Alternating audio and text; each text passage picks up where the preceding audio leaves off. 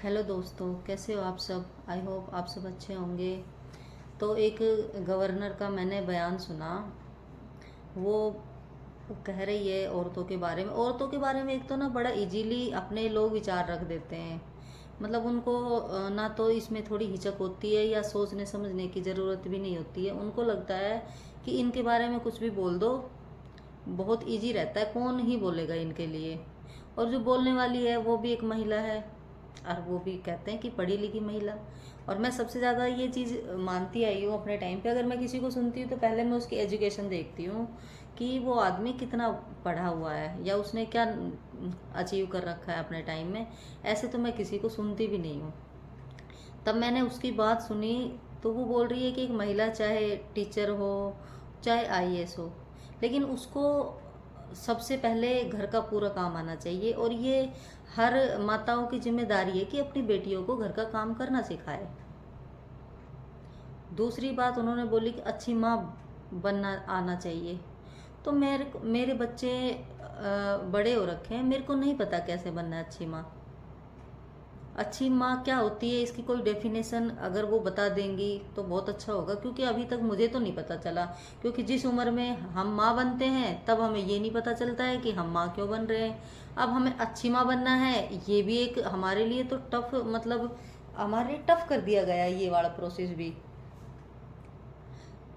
अच्छी माँ बनने के लिए कौन सा टेस्ट क्लियर करना पड़ता है? हमारी शादी होती है तब हमें कौन सा टेस्ट क्लियर करना पड़ता है? तो ये चीज़ आप लड़कियों को तो बता दिया कि उनको खाना बनाना आना चाहिए, चाहे वो कुछ भी बन जाए। ये कभी लड़कों को बताया है कि आपने कभी अपने लड़कों को बताया है इस बारे में कि आप चाहे प्रधानमंत्री बन जाए पर आपको खाना बनाना आना चाहिए? क्योंकि आपको भी तो अच्छा पिता बनना है, बच्चे तो आपके भी होंगे। एक ही साइड से क्यों औरतों को हमेशा उस पर इतना क्या मतलब ऐसे औरतों ने ऐसा क्या बिगाड़ दिया कि भाई हर जगह उन्हीं को सेक्रीफाइस करना होता है? उनको अच्छी माँ बनना है, सब कुछ उन्हें बनना है। आप चाहे इनको देख लो, जो ये जो साधु संत बने ये भी यही कहते हैं, आप अच्छी पत्नी नहीं है। आप कैसी, आप अपने हस्बैंड को, अपने पति को हस्बैंड कैसे बोल सकती हैं? आपने उनके लिए ये श्रृंगार नहीं किया है, वो श्रृंग क्यों भाई? आदमी तो कभी नहीं करते हमारे लिए श्रृंगार, क्या करते हैं बताओ? उनका तो कभी पता नहीं चलता कि वो मैरिड है अनमैरिड है। पूरी व्यवस्था हमारे लिए ही बनाई गई है क्या? कुछ चीज़ों को तो उनके लिए भी छोड़ा। आपने बेटों के लिए कुछ नहीं बोला कि हमारे बेटों को भी सब कुछ आना चाहिए, चाहे वो कोई भी पद पर, चाहे वो साइंटिस्ट ही क्यों ना, बट उनको अब खाना बनाना आना चाहिए। क्या पता कल को उनको भी ससुराल से कोई हलवा बनाने के लिए बोल दे तो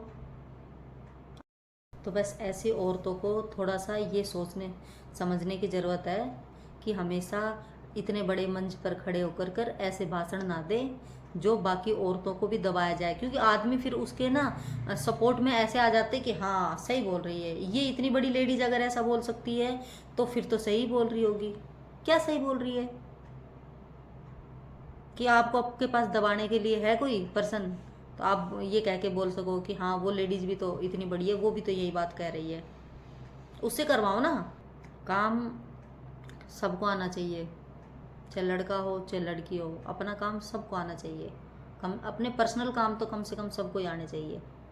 और लड़कियों को तो वैसे भी शुरू में अपनी वो मम्मी को जो देखती है ना घर में, वो उसकी तरह ही काम करने लग जाती है। वो लड़कियां शुरू से ही सीखने लग जाती है। और लड़कों को तो घर में ही ऐसे रखा जाता है कि जैसे बस वो तो राजकुमार है पूरा, उसको तो किसी चीज़ की ज़रूरत ही नहीं है।